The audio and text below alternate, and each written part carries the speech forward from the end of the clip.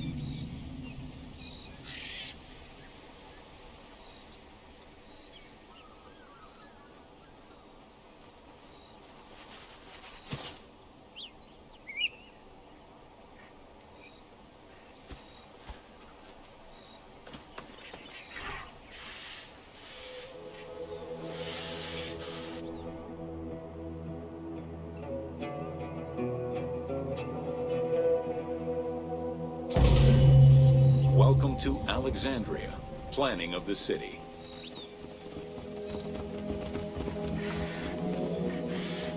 Alexander's plan to build his great city began with a verse from Homer's Odyssey.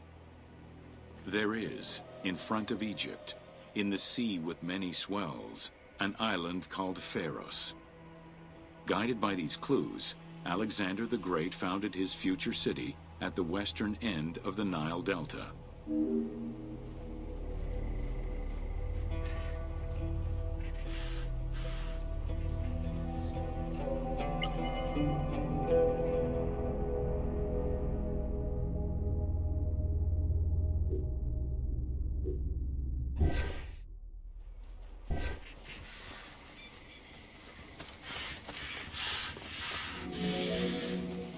Though Alexander considered this location ideal for his great city, it presented considerable challenges.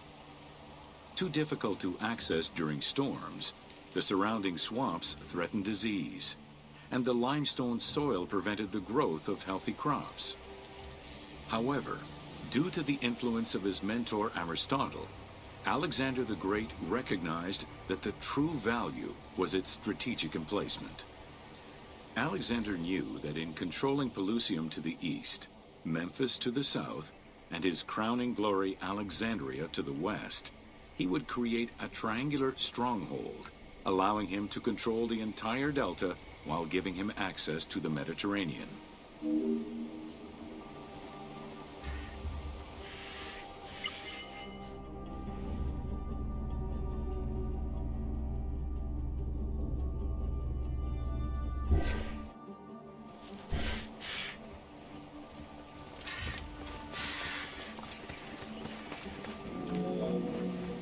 The Great Walls of Alexandria had a humble beginning.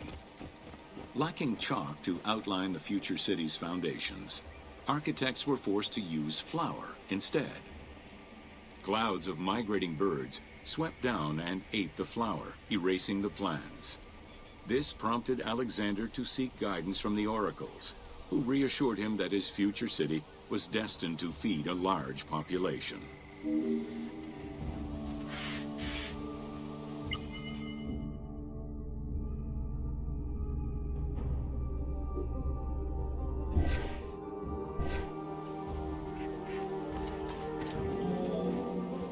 Excavations led by Mahmud Bey el-Falaki in the 19th century revealed that the wall enclosure measured approximately 5.2 kilometers in length and 2.2 kilometers in width.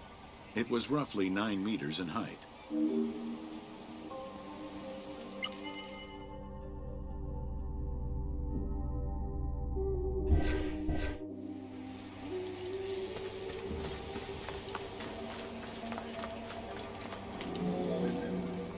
These formidable ancient walls would resist a number of attacks, including fending off the king of Syria in 169 BCE. It wasn't until 295 CE that they eventually fell to Roman Emperor Diocletian, and this only after 8 months of relentless assault.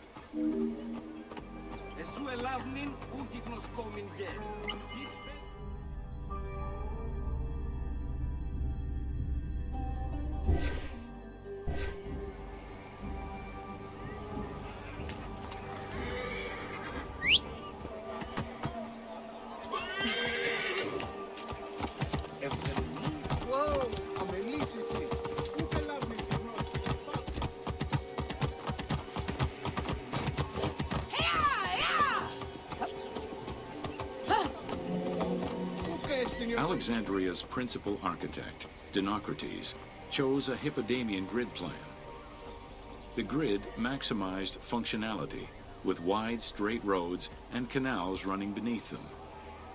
Alexander recognized the military value of the city's design. The wide, parallel streets gave him optimal surveillance of the city, while allowing the unobstructed flow of troops.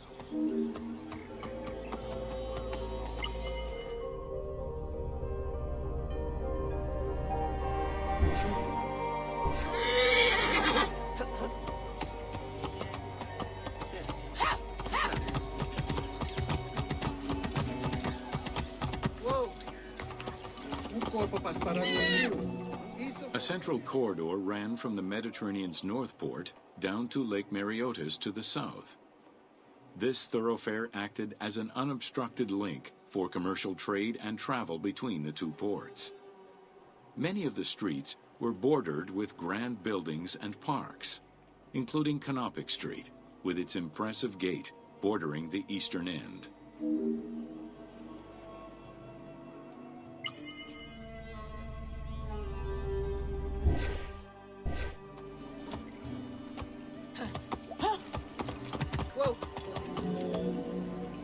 Alexandria was most likely built upon an already existing Egyptian village. Upon its completion, the Egyptians reviled the city, refusing to call it by its founder's name. Instead, they called it Raked, the building, as a mark of disdain, which was later Hellenized into Rakotis. Despite this, the name Alexandria would remain.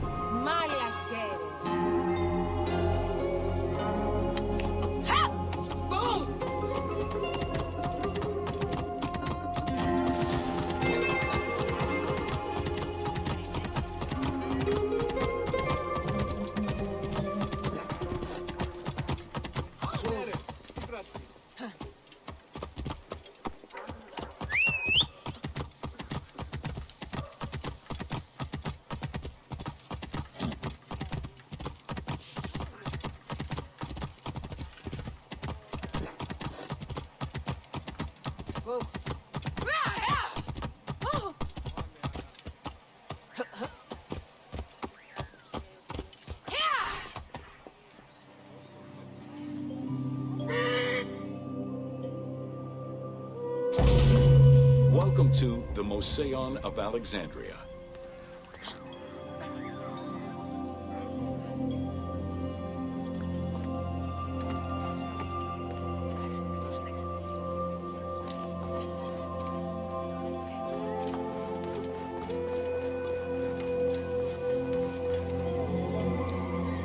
Mouseion was a sector of the city commissioned by Ptolemy I to rival Athens' Academy as an institute of intellectual pursuit.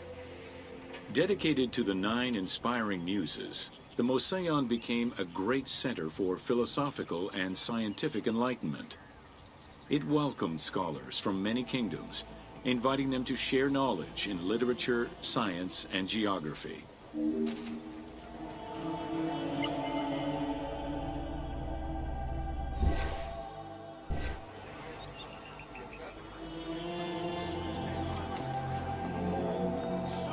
The Mouseion was designed so that its buildings and grounds would accommodate free thinking, debate, and presentation. Meeting spaces and theaters surrounded a main courtyard.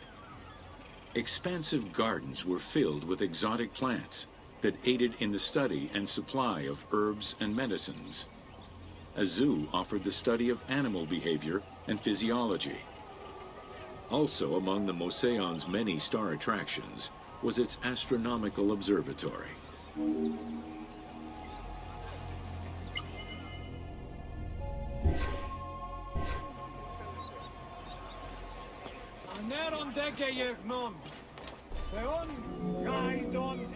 Herophilus was a physician who lived most of his life in Alexandria. He was able to perform the dissection of human cadavers on a large scale due to the permissiveness of the city in such matters. Among many other discoveries, he learned that the brain was central to the human nervous system. He also extensively mapped the blood system and measured the pulse with the aid of a water clock. It is reported that in his thirst to understand human anatomy, he performed 600 vivisections on live prisoners.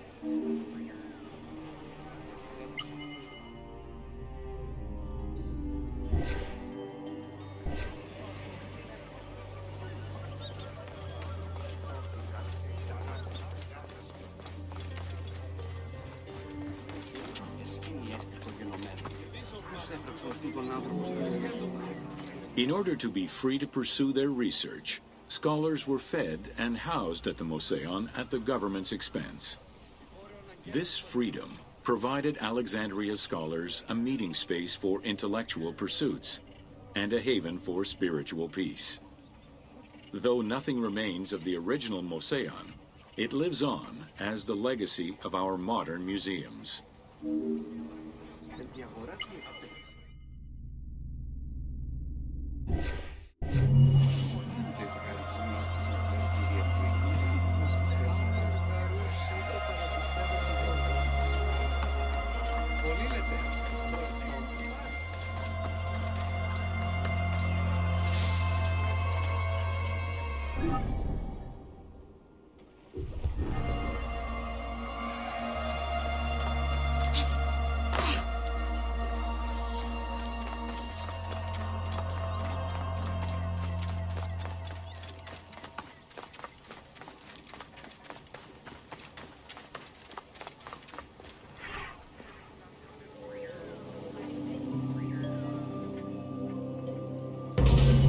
Welcome to the Islands of Pharis.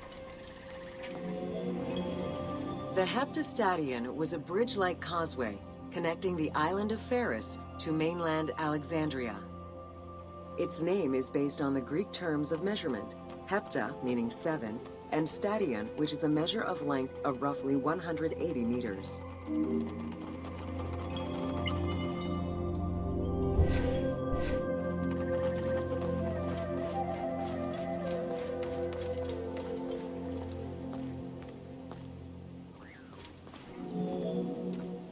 Since its construction would separate the Grand Port to the east and the port of Eunostos to the west, it was designed with channels at each end. These openings allowed passage from one port to the other.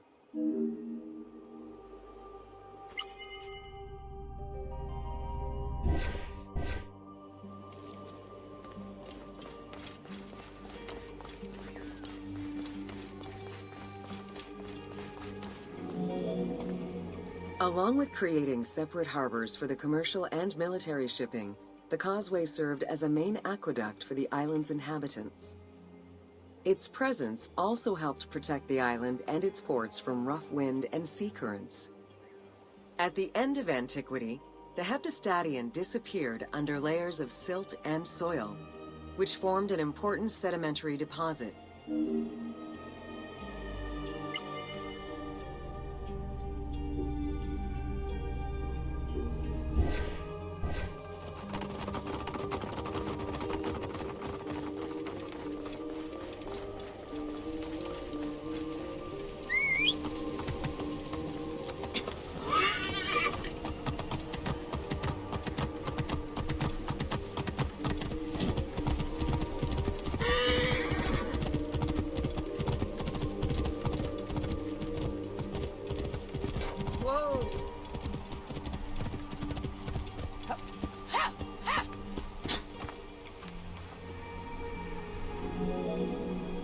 While the Serapeum was the most celebrated of the temples in Alexandria, many other temples were built within the city. Most of these structures have been completely erased over time, and there is no way to discern how many existed. However, research of ancient papyri offer tantalizing hints as to the possible location of at least some of the temples.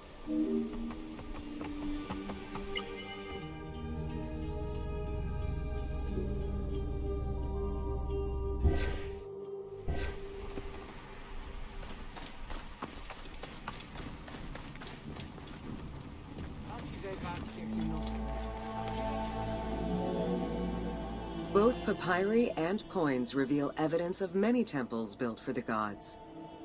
Poseidon, the god of the sea, likely had an edifice in his honor west of this island, as well as on the mainland.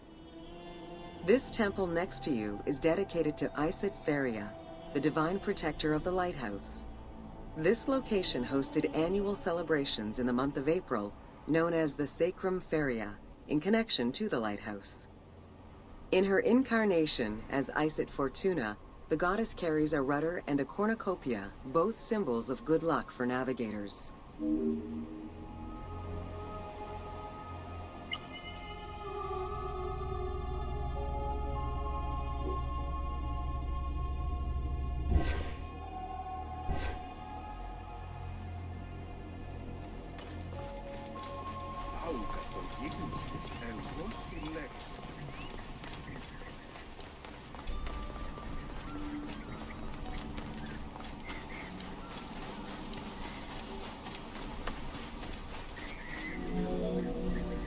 Considered one of the 7 wonders of the ancient world, the Lighthouse of Alexandria was a source of great pride for the inhabitants of the city.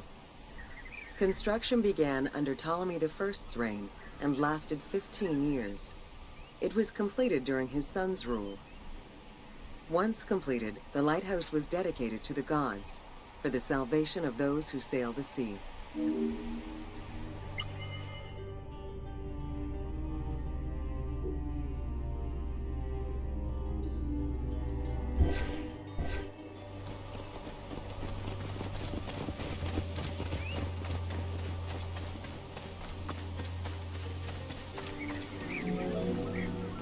Built on the island of Pharos, the stone structure was 3 tiers set on top of one another in a step formation.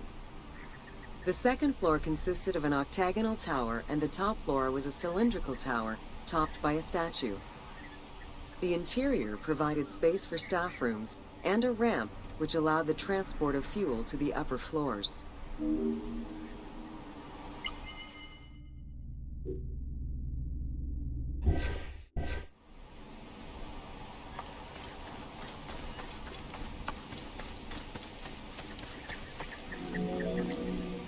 Essential to safe navigation through the rifts and shallow waters, the Pharos was a functioning lighthouse, with a beam reportedly visible 50 kilometers away. It's unclear what kind of fuel was used or how much. Any other details of how the light worked remain a mystery.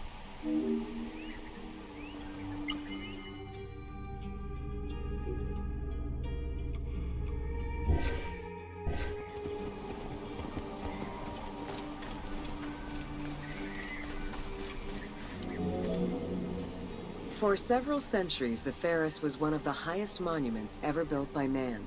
It measured roughly 110 meters in height, compared to the Pyramid of Giza, which was around 140 meters tall. Gradually, the structure was eroded by earthquakes and then completely destroyed in 1480 CE, when a fort was built over it. Archaeological excavations on the seabed have uncovered many blocks from the ancient building.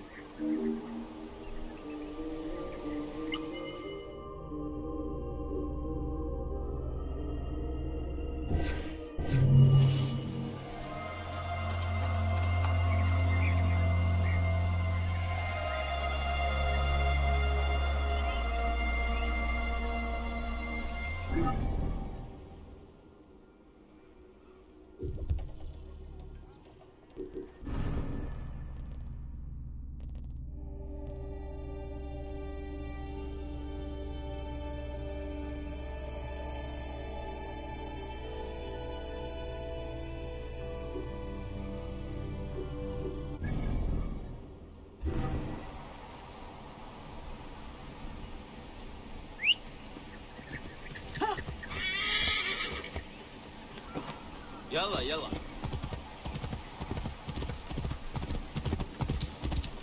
خالص خالص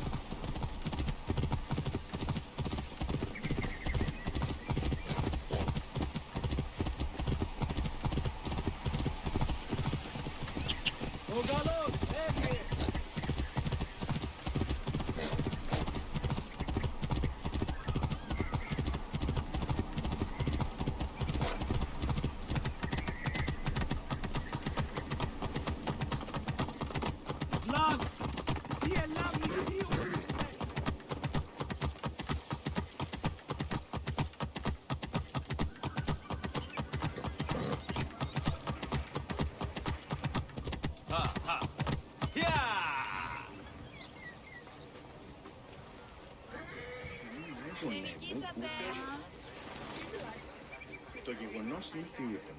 Αυτός εκείνη η Αλέξανδρα.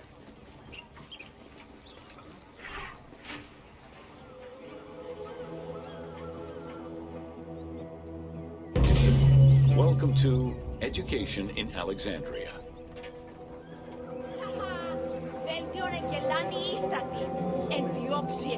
The education of young Alexandrians did not differ from the one generally dispensed elsewhere in ancient Greece. At the age of 7, the child was taken in charge by a tutor, who then became responsible for instilling an elementary education as well as good moral principles.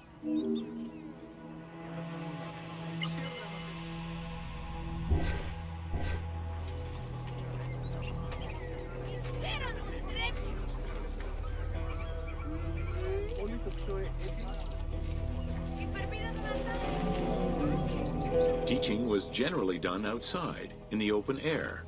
In the gymnasium, students were taught not only sports, but also topics such as rhetoric, philosophy, music, and poetry. All things deemed essential to one's education at the time.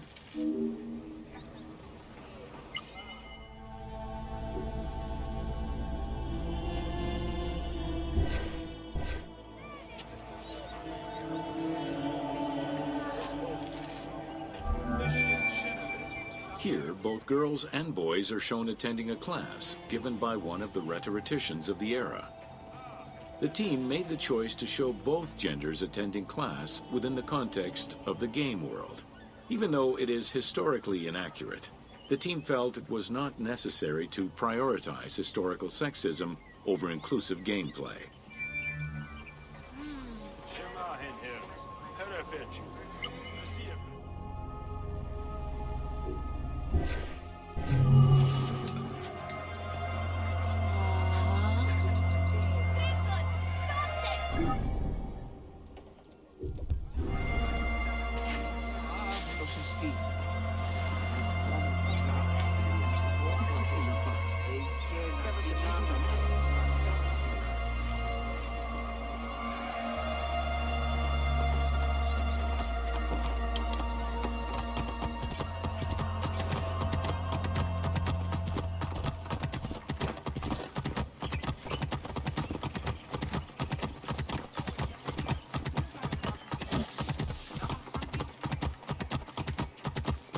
Dachael!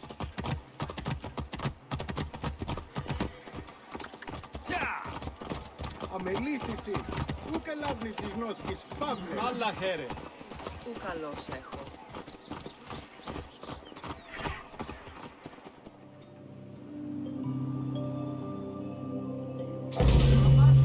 Welcome to the Serapion of Alexandria.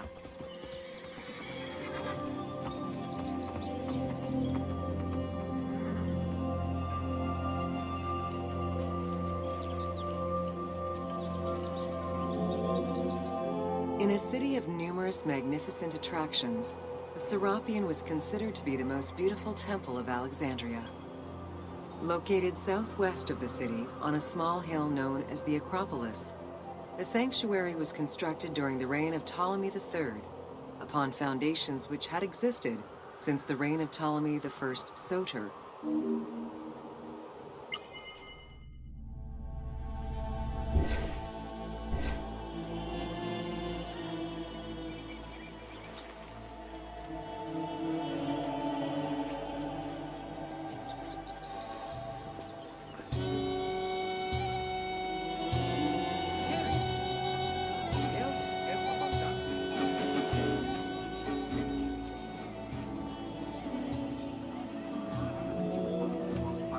Visitors of the Serapion climbed 100 steps to reach the courtyard. Libraries were installed in the porticos surrounding the square building, with its roof and columns adorned with gold and gilded bronze. Pharaohs were generous to the temple, as were several Roman emperors after Egypt's conquest. An inner temple housed the statue of Serapis, dedicated to healing the sick.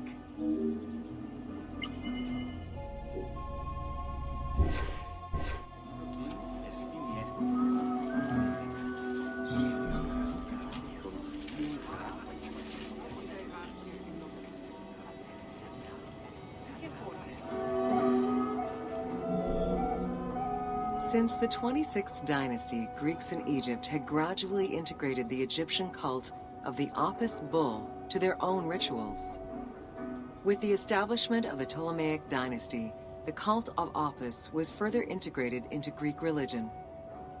During his rule, Ptolemy I chose to merge Egyptian and Hellenic gods into a syncretic divinity named Serapis. This name was the result of the amalgamation of Osiris and Apis. With this new deity, the Ptolemaic dynasty managed to accommodate similar belief sets for two different cultures, bringing about a new dynastic cult.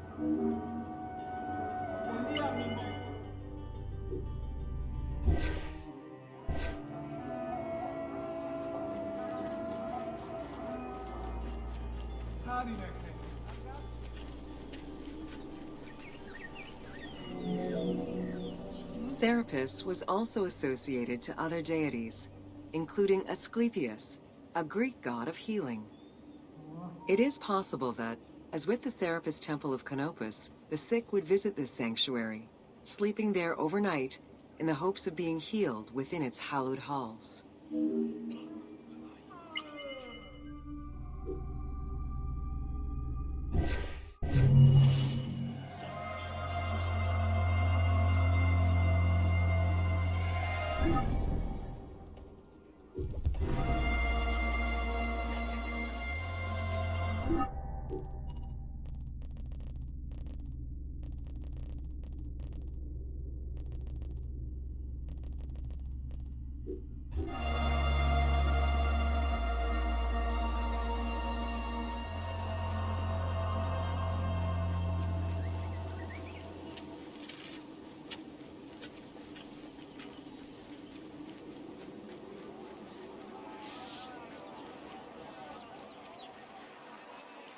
Προσβίαν απορίας και λευσμάτου εξ Αλεξανδρίας, ιερών γέννη άφη συνήθις εμνήσεως τελετέρας.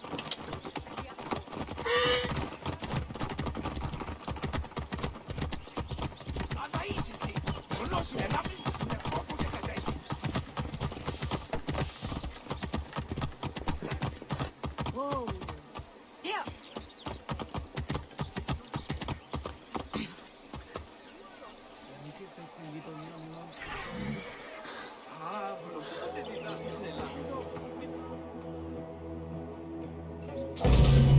Welcome to the Great Library of Alexandria.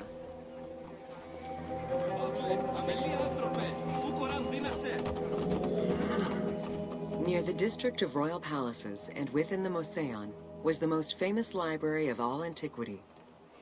The Library of Alexandria was built to house all of human knowledge.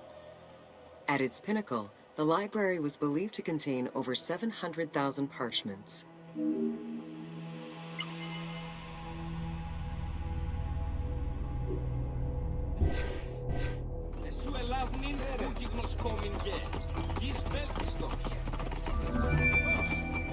Throughout the centuries, fires and wars between Christianity and paganism destroyed the library, leaving nothing behind.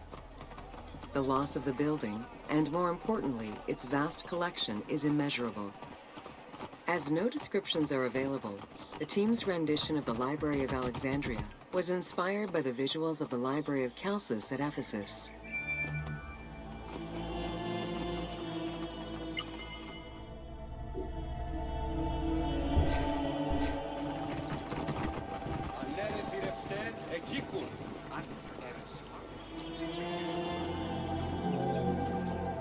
While much of the collection was purchased at the government's expense, the library also obtained books through other means.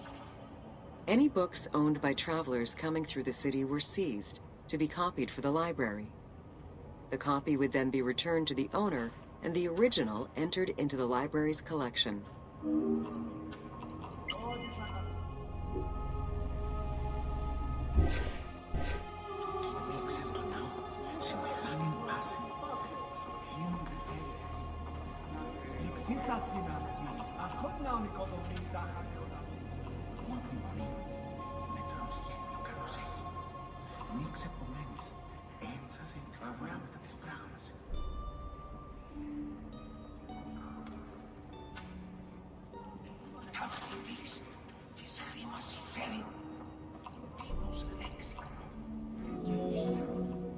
Alexandria offered unrivaled intellectual and cultural attractions. Eminent scholars from Athens, Rhodes, and other Greek centers traveled to the city to learn and engage with other free thinkers.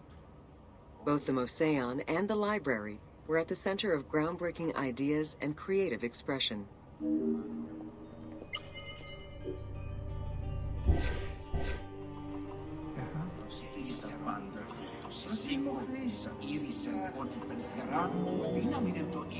The great minds of antiquity were usually well-versed in many disciplines, which were often associated to specific schools of thought. The Peripatetics, the Stoics, and the Cynics were among the most well-known schools of the time. It is clear that Alexandria lived up to its fundamental role as a city for intellectuals, nurturing many great minds whose impact reverberates through our modern world.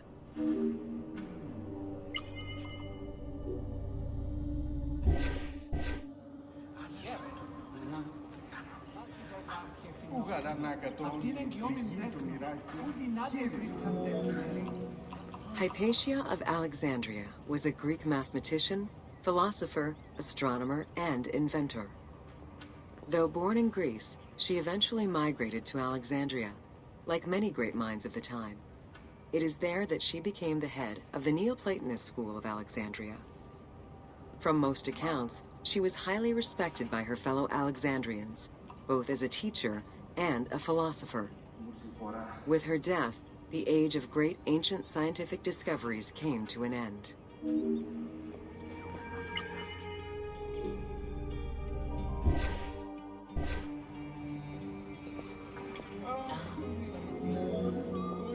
Telemachus was born in Cyrene and educated in Athens.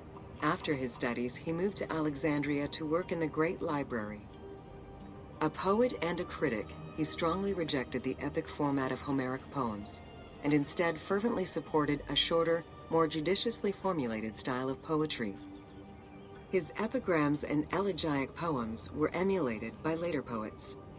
His work was extremely popular, second only to Homer's own works.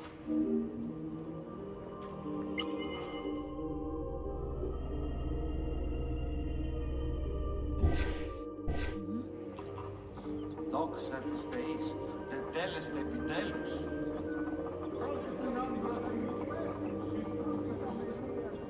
Χάρη να φίλο της Θεής,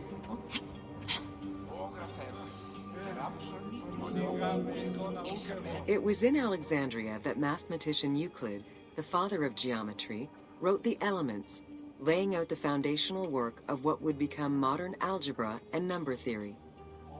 Euclidean geometry would become one of the most influential systems in the evolution of mathematics.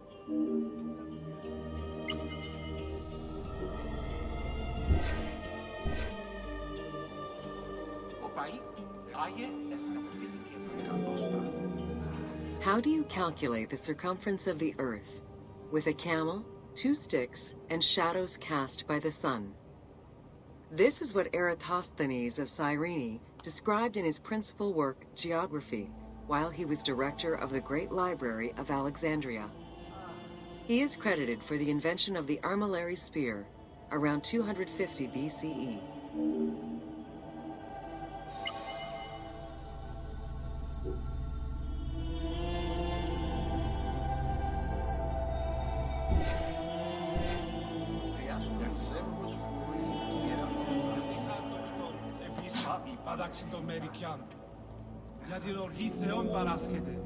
The earliest known and most complete armillary sphere of antiquity was the Meteoroscopion of Alexandria, with an imposing 9 rings compared to the 3 or 4 of most other astrolabes. Known as the zodiac krikatoi amongst the Greeks, the Meteoroscopion was used to determine the location of celestial bodies around the Earth. Every self-respecting astronomer of antiquity would have sought to use this tool to better understand the celestial movements.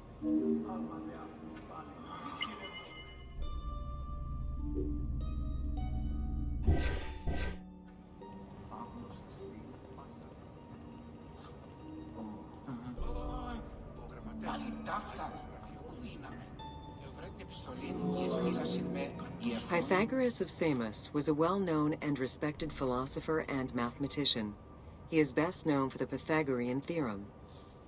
However, there is proof that the theorem existed in Babylonia and India long before Pythagoras was born, casting some doubts as to who exactly originated the theorem.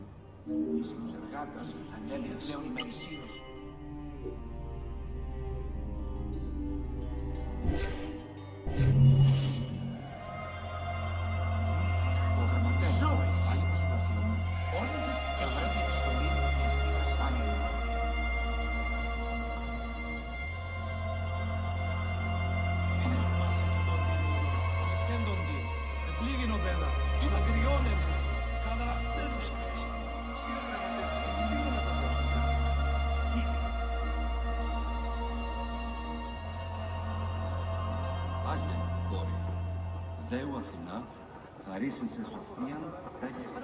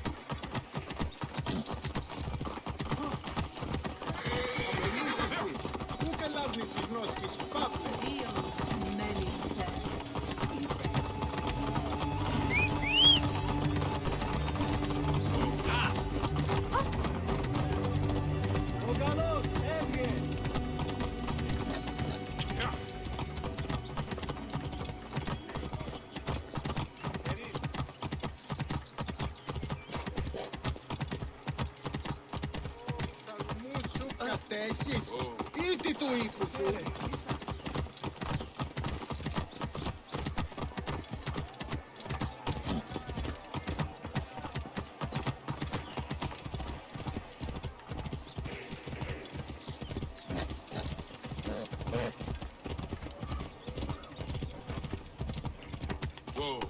Ανέρε προς.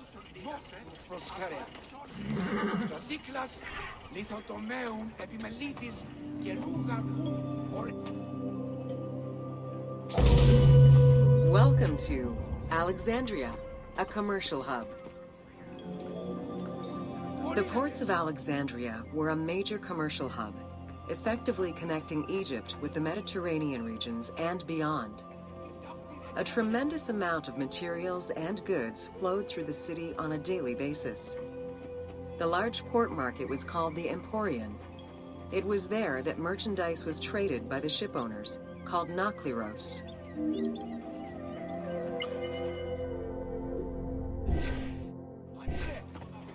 Καλέο, ακικοένε. Η κροκοδίλα.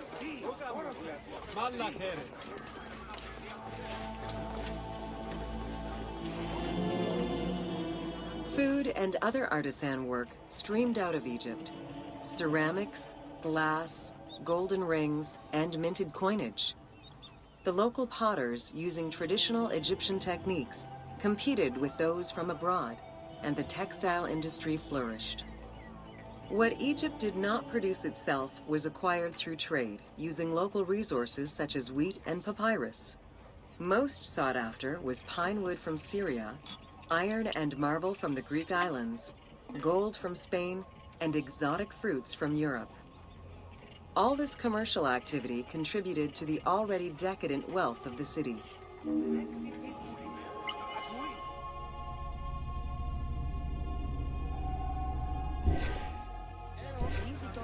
Εστίτης ένθοδες.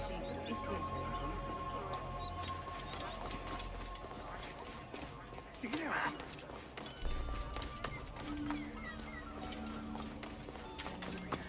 Ελάτε άξιψουν στην όνομα.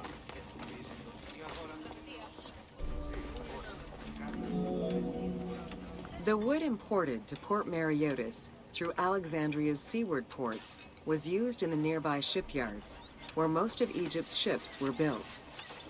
Employing tens of thousands of shipbuilders, the shipyards contributed to establishing the Egyptian fleet as one of the mightiest of the era. Any wood not used in shipbuilding was further disseminated through Egypt for various purposes.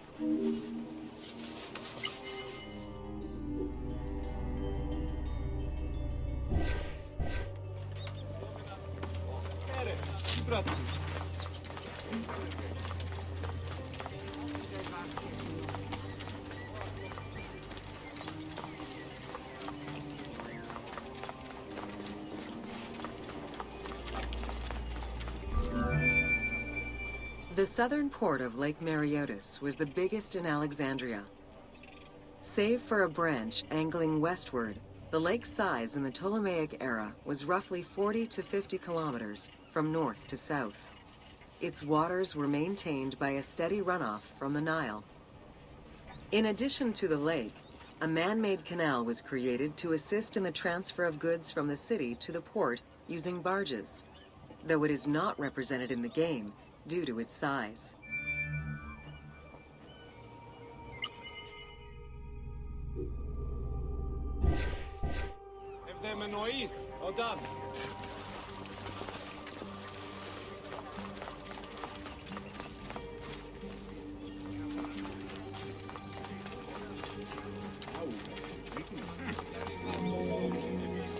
Banking was one of the most distinctive innovations brought by the Greeks to Egypt. The centerpiece of Alexandria's wealth was the royal systematization of taxes on almost everything. Basic items such as salt, oil, beer, wheat, and linen were heavily taxed. As a result, the royal treasury of Alexandria was able to ensure the economic stability of most of the administrative areas of Egypt.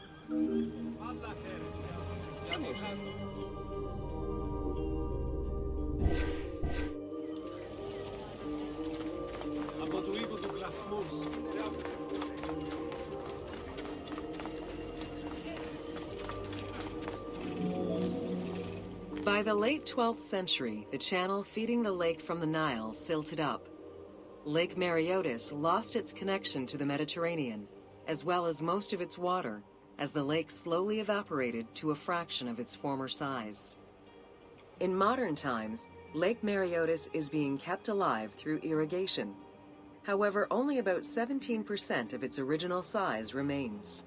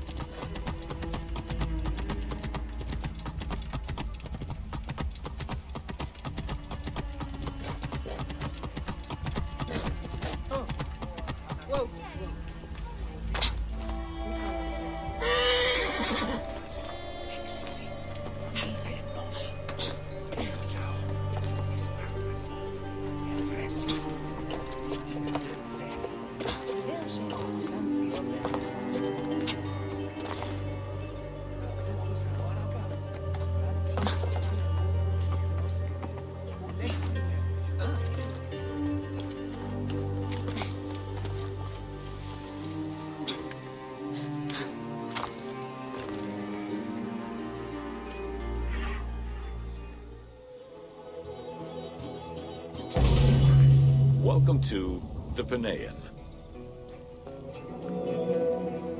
The Panean was a temple built in honor of the god Pan, divinity of nature.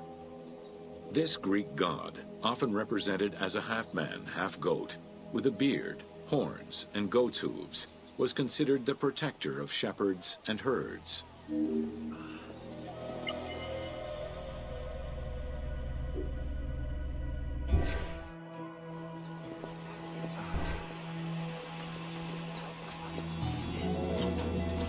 Pan's attribute was his namesake musical instrument, the pan flute. His temples were usually located in caves and on high mountains, and were frequented by shepherds. It is likely that Mediterranean cults adopted the imagery of Pan to symbolize the Christian devil.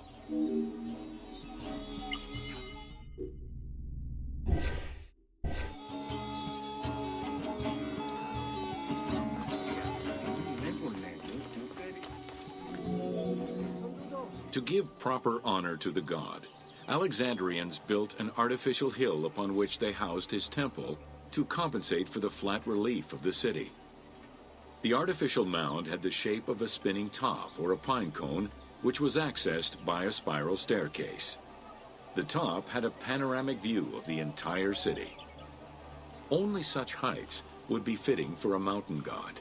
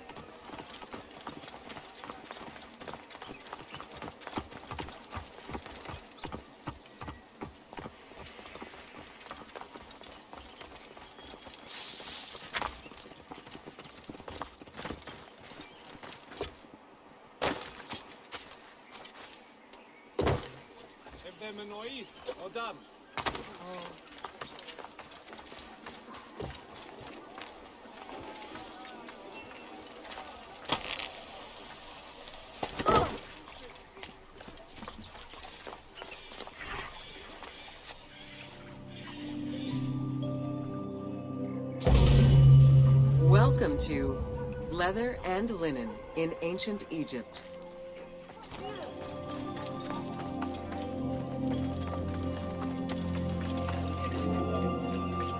Tanning, a process which dates from prehistoric times, was present although not highly valued in Egypt due to the heat. Leather was reserved mainly for things such as sandals, leather bags, dagger sheaths, quivers, and other similar items. Leopard hides, unlike regular leather, were highly valued and usually worn by priests.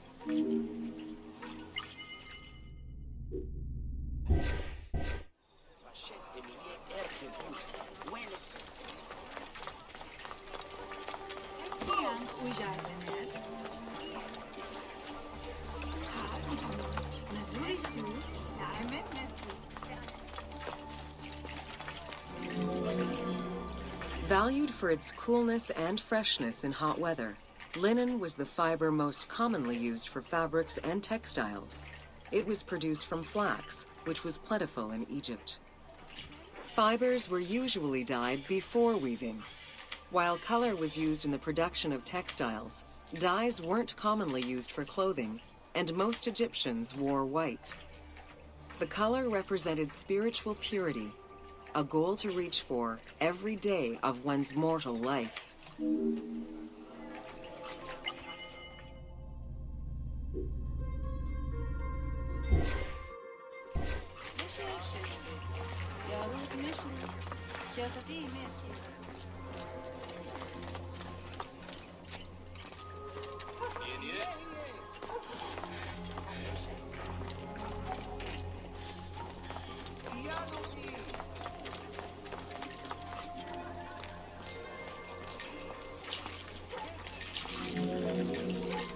Various shades were achieved using woad, a dye produced from the leaves of Isotis tinctoria.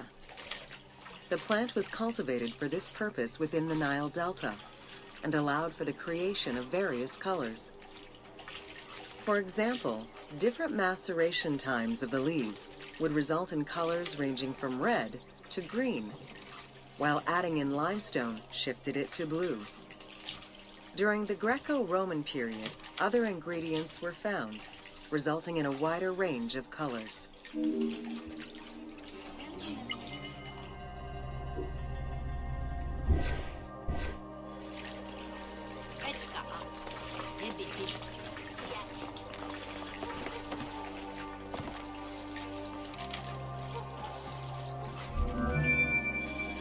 This area's style is strongly influenced by the dye baths and tanneries of modern-day Fes in Morocco. This helped Ubisoft envision what such locations might have been like in ancient Egypt. While this tannery is within the city walls, back then they were often found outside the city boundaries. The tanner's trade was considered off-putting by the Greeks, as all these operations resulted in noxious smells.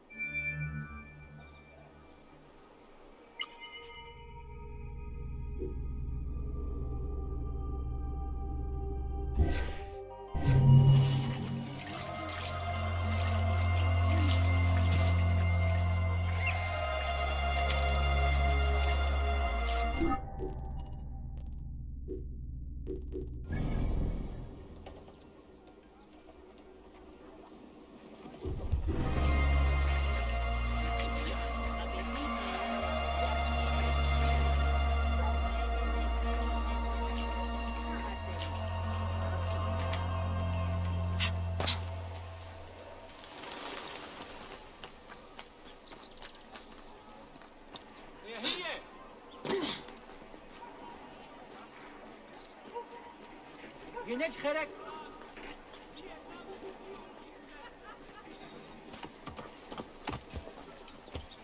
Έλα, πάμε.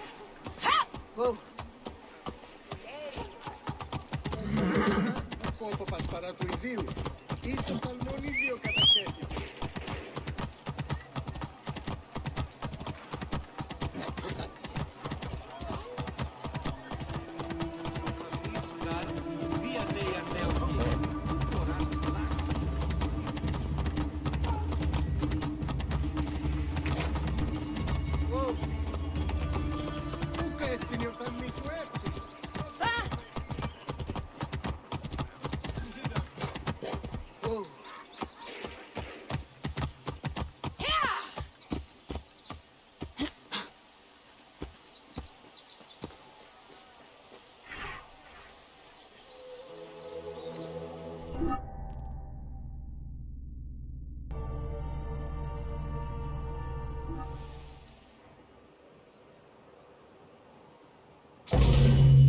Welcome to the Greek Pharaohs.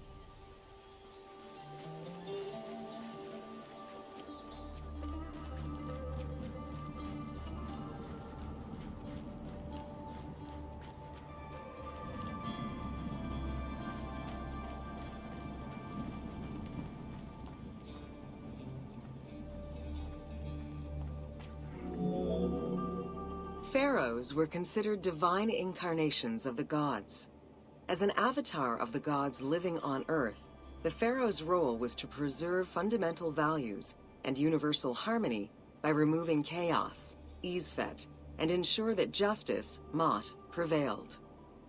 The pharaoh, by divine ancestry and through multiple offerings, was the bond that unites the world of men to the world of the gods and allows the maintenance of the cosmic order.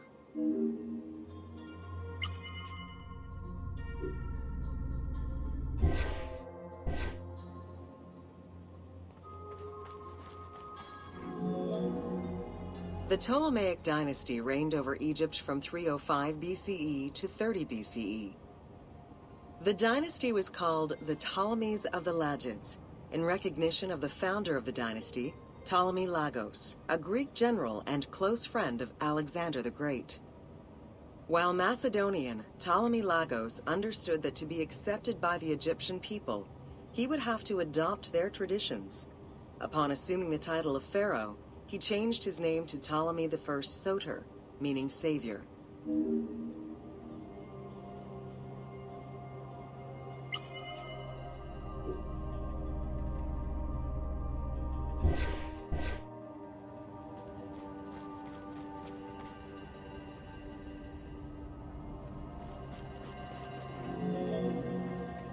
Born in 356 BCE, Alexander the Great went through a hasty education in the affairs of the kingdom before integrating into the Macedonian army, where he quickly rose through the ranks.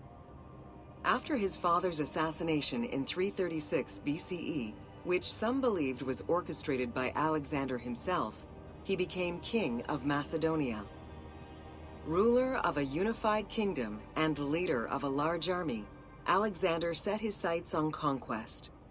Eager to reclaim the Greek cities of Asia Minor, he took on the Persian forces, earning victory after victory.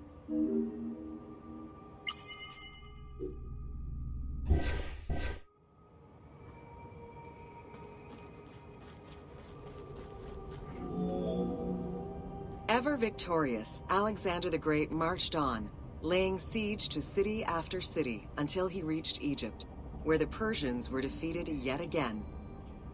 Viewed as a liberator by the Egyptian people, Alexander decided to become pharaoh in due form. He traveled to Thebes to make a sacrifice to Apis, then went to the oasis of Siwa, where he was proclaimed son of Amun. Officially pharaoh of Egypt, Alexander spent much of the winter there and founded the city of Alexandria. Perhaps not coincidentally, being pharaoh allowed Alexander to spread propaganda to prepare further conquests. He resumed his military campaigns in 331 BCE.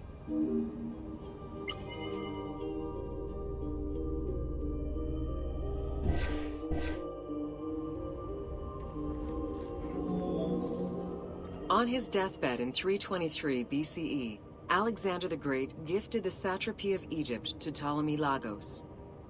Perfectly aware of the value of Egypt, Ptolemy ensured not only the stability of the country's borders, but also its economic and military development. At the same time, he worked with the Egyptian elite to maintain the internal order of the country. By 305 BCE, Ptolemy, well respected both in Egypt and in the Mediterranean, was at the head of the largest fleet of the Hellenistic world. Ptolemy officially took the title of Pharaoh of Egypt in January 304 BCE, on the anniversary of Alexander the Great's death.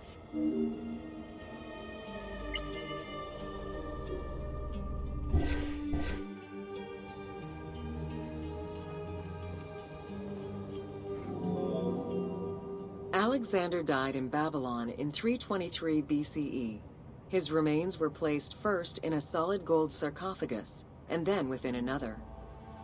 The casket was carried in an ornate custom wagon, gilded and set with precious stones, and pulled by 64 mules crowned with gold. The funeral procession was diverted to a grandiose temple in Alexandria, built in the conqueror's honor under the orders of Ptolemy I.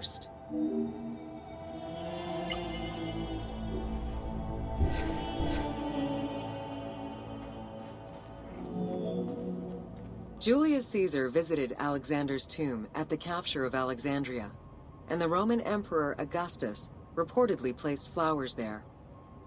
However, though many powerful leaders claim to have visited it, the tomb's location has gone missing from history. Some accounts do state that the golden coffin was replaced by a glass sarcophagus, probably by Ptolemy X. It is also implied that Cleopatra may have plundered the tomb in a time of financial crisis.